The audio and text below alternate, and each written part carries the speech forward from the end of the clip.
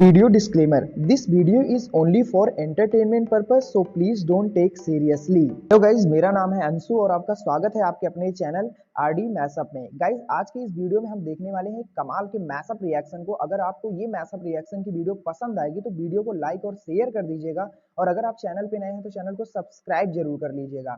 Thank you. तो guys, आगे की बात हम वीडियो के खत्म होने के बाद करते हैं। तो चलिए इस मैसअप रिएक्शन की कमाल की वीडियो की शुरुआत करते हैं। Hope you will enjoy.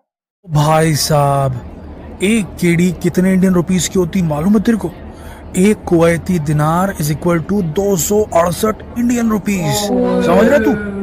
एक यूएस के डॉलर की कितनी कीमत होती है? पाकिस्तानी में फिर कितना होगा? उससे ऊपर नहीं। और ये देख, ये जितने भी खाड़ी देश हैं, अरेबियन कंट्रीज, वहाँ कितना पैसा मिलता है। रेत उठा के, गिट्टी फेंक के, सीमेंट उठा के, लाइट फिटिंग करके इतना पैसा कमा लेते 2-3 साल में लोग कि वापस घर में आके बंगला तान देते हैं। पंजाब में बंगला तान देते हैं, यूपी में। सुन रहे तू मेरी बात? चलते हैं अरब देश। बस यही हो जाती है हम भारतीयों से गलती। लगातार आपने सुना होगा कि भारत से कई लोग जाते हैं, मजदूर, अनऑर्गेनाइज्ड सेक्टर के वो लोग जिनका काम सिर्फ लेबर वाला होता है, जाते हैं यहाँ से ये सपना संजोकर कि लाखों रुपए कमा करके अरब देशों से भारत लेकर आएंगे, अपने घर वालों को एक अच्छी जिंदगी देंगे। जो बेरोजगारी भारत में है उससे निकलकर अरब देशों की अकूत धन दौलत में से एक कतरा लेकर के वापस अपने देश लौट आएंगे। तो क्योंकि उनको मालूम होता है कि अरब देश वाले पैसे तो देते हैं लेकिन वहां पर सिटीजनशिप नहीं देते। कुल मिलाकर इन्हें भारत लौटना नहीं होता। लेकिन इस बीच इनके साथ जो धोखे होते हैं उसकी गिनती नहीं है दोस्तों। आपको बता दें, अरेबियन कंट्रीज में, खाड़ी देशों में कफाला सिस्टम चलता है, एक प्रकार का स्पॉन्सरशिप। कफील कहा जाता है वहां जो स्पॉन्सरशिप लेता है फॉरेन वर्कर्स को भारत से बुलाकर अपने देश में रखने की, खाड़ी देश को, और उसी के सारे हुक्मों का पालन करना यहाँ से गए लोगों का एक मजबूरी बन जाती है उनकी। कफील अच्छा निकला तो ठीक, कफील खराब निकला तो जिंदगी गर्त में चली जाती है। कई महिलाओं की कहानियां आपने सुनी होगी, भारत के उत्तर प्रदेश, पंजाब और दूसरे इलाकों से निकलती हैं। घर में मेड की नौकरी के लिए, फैक्ट्री में काम के लिए, अपने बच्चों के लिए वो निकलती हैं, भारत से जाती हैं अरेबियन कंट्रीज, खाड़ी देश।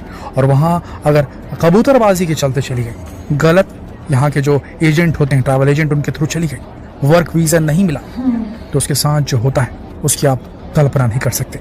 उसकी इज्जत आबरू तक नहीं बच पाती है, उसे जिंदा लाश बना दिया जाता है। ये कड़वा सच है अरब देशों में काम करने वाले अनऑर्गेनाइज्ड सेक्टर के लोगों का। आपको बता दें, भले ही खाड़ी देशों में आसानी से एंट्री मिल जाती है, पैसे भी ठीक ठाक मिल जाते हैं, लेकिन आपको बता दें, क्या आपने इस तरफ गौर किया है क्यों यूरोपियन कंट्रीज आसानी से भारतीयों को एंट्री नहीं देती? क्योंकि वहां पर ह्यूमन राइट्स का पालन सही तरीके से होता है, वहां पर इंसान की जिंदगी की कीमत होती है दोस्तों। इसीलिए आपको वहां घर में काम करने वाली मेड नहीं मिलेगी। जो कपल्स, जो परिवार भारत से शिफ्ट होकर यूरोपियन कंट्रीज गए हैं, कनाडा गए हैं, अमेरिका गए हैं, यूरोप गए हैं, उन्होंने इस चीज को फील किया कि वहां काम करने वाली बाइयां नहीं मिलती, खुद से काम करना पड़ता है। लेकिन अरेबियन कंट्रीज में आपको ऐसी बहुत सारी बाइयां मिल जाएंगी क्योंकि वो स्लेव खरीदते हैं। जी हाँ, गलत कफील जो होते हैं वो भारत के कुछ लोभी एजेंट्स के थ्रू मिल करके ऐसे लोगों को खरीद लेते हैं, ह्यूमन ट्रैफिकिंग तक कर देते हैं इंडियंस की, और आसानी से वर्क वीजा मिलने के चलते भारत से भी लोग वहां चले जाते हैं। कभी कभी वर्क वीजा मिलता ही नहीं है, उन्हें फंसा दिया जाता है, उन्हें नौकर बना दिया जाता है, नौकर से ज्यादा गुलामी की जिंदगी जीते हैं। पर ऐसा यूरोपियन कंट्रीज में नहीं होता, इसीलिए वहां जाना मुश्किल होता है। इसी चक्कर में ह्यूमन राइट्स का काफी ज्यादा वायलेशन होता है खाड़ी देशों में, भारतीयों के साथ, बांग्लादेशियों के साथ भी और पाकिस्तानियों के साथ भी ऐसा करते हैं लोग। वैसे आपको बता दें, एक बहुत बड़ा तबका है भारत का जो खाड़ी देशों में काम करता है। लगभग 24 से 25% लोग जो यहाँ से जाते हैं वो व्हाइट कॉलर जॉब्स के लिए भी जाते हैं। डॉक्टर्स, इंजीनियर्स, उनकी जिंदगी सही होती है, अच्छा खासा पैसा कमाते हैं, और हो सकता है कि आगे चलकर उन्हें भी वहां पर सिटीजनशिप मिल जाए, लेकिन उनके लिए भी मिलना बहुत मुश्किल होता है। उन्हें वापस अपने देश लौट कर आना पड़ता है, और जो भी उन्होंने कमाया वो भारत में वो भेजते हैं। जी हाँ दोस्तों, भारत का इनकम का एक बड़ा हिस्सा फॉरेन रेमिटेंस से आता है। ये वो लोग होते हैं जो खाड़ी देशों में रहते हैं, जॉब करने जाते हैं, वहां से पैसे कमाते हैं, और उसके बाद अपनी कमाई हुई तनख्वाह का एक बड़ा हिस्सा अपने देश वापस भेजते हैं जहां उनके परिवारजन रहते हैं भारत में। और उसके बाद उनके परिवारजन जो हैं उस पैसे का इस्तेमाल भारत में जीवन यापन करने के लिए करते हैं, जिससे भारत की इकोनॉमी को काफ़ी बूस्ट मिलता है। लेकिन अब इस नस को, इस जो दिनार दिरहम के थ्रू जो भारत में पैसा आ रहा है खाड़ी देशों से, इस नस को दबा दिया है सऊदी अरब ने। एक बहुत बड़ा और कड़ा फैसला लिया है सऊदी अरब ने। आज तक उसने ऐसा नहीं किया था, लेकिन अपने विजन 2030 को प्रूव करने के लिए, उसे यथार्थ में लाने के लिए उसे ये फैसला मजबूरन लेना पड़ा। और ये फैसला सबसे ज्यादा दुनिया में अगर किसी को इम्पैक्ट करेगा सऊदी अरब का, तो वो है भारत को। जी हाँ, सऊदी अरब ने अपने देश में कानून बनाया था जिसे 2021 में उसने लागू कर दिया था, लेकिन भारत को उस कानून से अलग रखा गया था, उसे उसके दायरे में नहीं लाया गया था। लेकिन अब सऊदी अरब ने बड़ा डिसीजन ले लिया है। अब उसने भारत को उसी कानून के तहत लाने का फैसला ले लिया है। उस कानून का नाम है स्किल वेरिफिकेशन टेस्ट।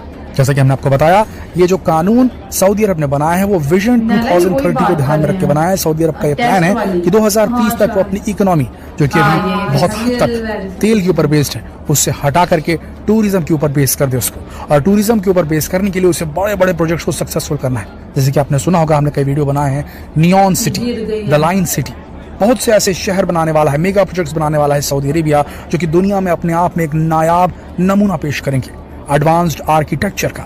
ऐसा कुछ जिसे देखने के लिए पूरी ग्लोब से, पूरी दुनिया से लोग आएंगे सऊदी अरब, और टूरिज्म से पैसा बहने लगेगा सऊदी अरब में। बिल्कुल कॉपी कर रहा है सऊदी अरब दुबई को देखकर, यूएई को देखकर। यूएई और दुबई जो है उसमें काफी सारे भारतीय रहते हैं, और उन्होंने भी देखा है वहां पर आज यूएई ने अपने इकोनॉमी को ऑयल इकोनॉमी से कन्वर्ट कर टूरिज्म बेस्ड इकोनॉमी में कन्वर्ट कर दिया।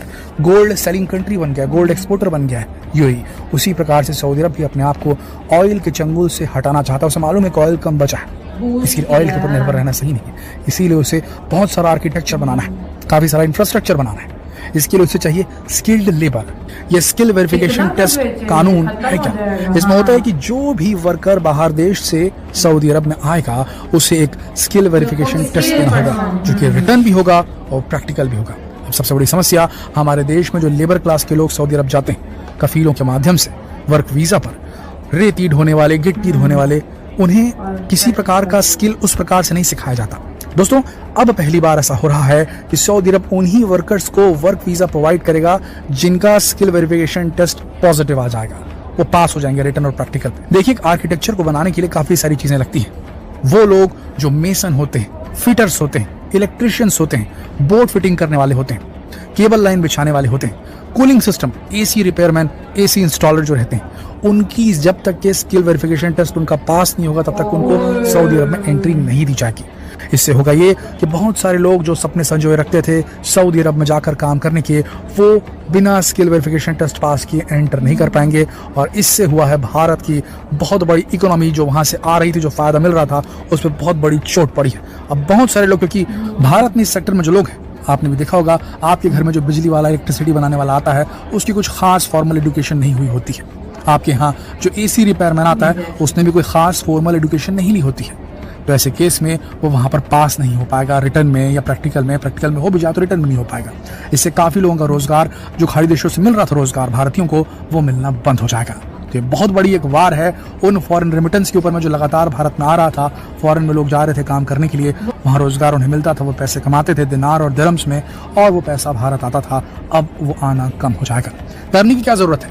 भारत में मोदी जी ने एक बहुत बड़ा प्लान बनाया था स्किल डेवलपमेंट वाला, उसे अब ग्रास रूट लेवल तक पहुंचाना होगा। और वहां पर इस प्रकार के सारे कोर्सेस जो एक बिल्डिंग आर्किटेक्चर को बनाने के लिए लगते हैं, उसके ऊपर अप्लाई करवाना होगा। सभी लोगों की एक फॉर्मल एजुकेशन होनी चाहिए। एक एसी रिपेयरमैन, उसे भी फॉर्मल एजुकेशन देनी चाहिए उस फील्ड से रिलेटेड। कुल मिलाकर कहा जाए तो वोकेशनल ट्रेनिंग के ऊपर स्ट्रेस डालना पड़ेगा अब भारत सरकार को। इससे होगा ये कि सऊदी अरब जैसी कंट्री जहां से काफी सारा पैसा भारत आता है, वहां पर हमारे लोगों को रोजगार प्राप्त करने में बिल्कुल किसी भी किस्म की परेशानी नहीं होगी। यहाँ पर हम सऊदी अरब को भी दोष इसलिए नहीं दे सकते क्योंकि उसका भी कहना सही है। सिर्फ सऊदी अरब नहीं, बहुत सारी कंट्रीज ऐसी हैं जिन्होंने बिना स्किल वेरिफिकेशन टेस्ट के लोगों को लेना बना कर दिया। अब वो वर्कर्स को नहीं लेती क्योंकि उन्हें भी क्वालिटी लेबर की जरूरत है। क्योंकि अब जितना अच्छा लेबर होगा, जितना क्वालिटी होगी उसके काम में, उतनी जल्दी जो स्ट्रक्चर है वो बनकर तैयार होगा और वहां से प्रॉफिट निकलना शुरू होगा। तो इसे ध्यान में रखते हुए भारत को अब जरूरत है कि वो अपने स्किल डेवलपमेंट पे खास फोकस करे। वोकेशनल ट्रेनिंग यानी कि पर्टिकुलर सेक्टर में सीधी ट्रेनिंग, चाहे वो इलेक्ट्रिशियंस की ट्रेनिंग हो, चाहे वो फिटर्स की ट्रेनिंग हो, चाहे वो इस प्रकार के कूलिंग सिस्टम को इंस्टॉल करने वाले की ट्रेनिंग हो, इसके ऊपर फोकस करना शुरू कर देना चाहिए। इससे होगा ये कि भारत में भी जो लेबर की क्वालिटी रहेगी वो भी इंक्रीज हो जाएगी और इन लोगों को अच्छे पेपर दूसरे देशों में जाकर काम करने का मौका मिलेगा। आपको बता दें, अभी सिर्फ 19 प्रोफेशंस को सऊदी अरब ने इस लिस्ट के अंदर डाला है जिन्हें पास करना होगा स्किल वेरिफिकेशन टेस्ट भारत से सऊदी अरब में एंट्री के दौरान। लेकिन अब जल्द ही सऊदी अरब आने वाले कुछ समय में दूसरे प्रोफेशंस को, जिसमें डॉक्टर और इंजीनियर्स भी हो सकते हैं, उनके लिए भी एक टेस्ट ऑर्गेनाइज करना शुरू कर दे। उसके बगैर उन्हें एंट्री मिलना बंद हो जाएगी। जी हाँ दोस्तों, तो भारत को बकल अप करना पड़ेगा, खड़ा होना पड़ेगा और तैयार रहना होगा। अपने हुनर को और ज्यादा धार देनी होगी और ज्यादा ट्रेनिंग लेनी होगी ताकि दूसरे देशों में जाकर भारत पहुंच सके और वहां पर से मुनाफा कमाकर अपने देश भेज सके।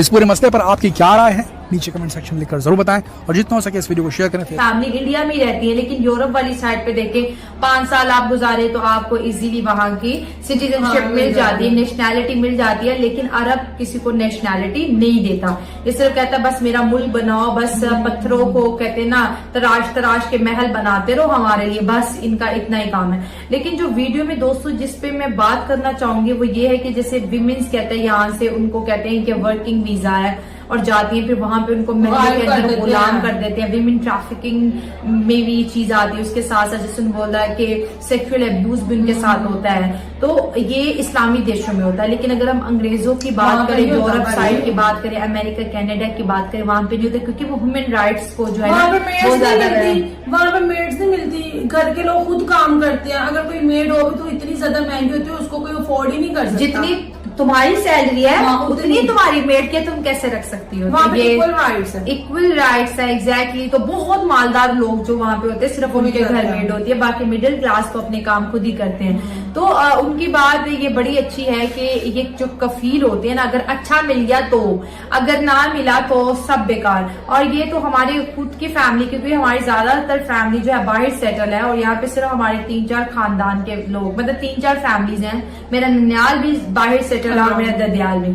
तो उसमें क्या होता है, मेरे जो मामू गए थे ना तो उनको इसी तरह ही कहा था कि आपका ये वीजा है, ये वो, और 8 माह तक वो काम करते रहे, कफील उनको सैलरी नहीं दे रहा।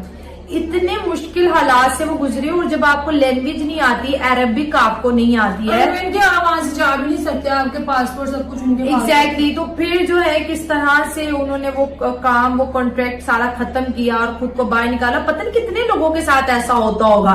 तो जो लोग पढ़े लिखे होते हैं, जो व्हाइट कॉलर, जो डॉक्टर इंजीनियर्स की मैं बात करी, जो स्किल पर्सन होती है, वो अच्छा मोटा पैसा कमाते हैं। एक तो पढ़े लिखे होते हैं, दूसरा ये उनको लैंग्वेज का इतना खासा मसला नहीं होता, इंग्लिश वो इजीली बोल लेते, समझ लेते, लिख सकते हैं, रूल्स को पढ़ते हैं, इंटरनेट उनके पास इजीली होता है। तो उन लोगों को ये अपने मकासद के लिए इस्तेमाल नहीं कर सकते। लेकिन जो स्किल पर्सन नहीं होते, जो दिहाड़ीदार, जिसने रेत उठानी, सीमेंट उठाना है, मतलब कोई भी काम करना है, हाँ एग्जैक्टली, तो वो ये उनको उनकी एक्चुअल जो उनकी जो होती है वेजेस, हाँ उसका आधे से भी आधा हिस्सा ये देते हैं। इतने जालिम होते हैं। और ये जो एजेंट होते हैं, इनके शर से तो अल्लाह ही बचाए। ये एजेंट इतने। गाइज आपको यह मैसअप रिएक्शन का वीडियो कैसा लगा, अपने थॉट को नीचे वीडियो के कमेंट में जरूर बताइएगा। वीडियो पसंद आई हो तो वीडियो को लाइक जरूर कर दीजिएगा। चैनल पे नए हैं तो चैनल को सब्सक्राइब जरूर कर लीजिएगा। तो थैंक यू, मिलते हैं नेक्स्ट वीडियो में।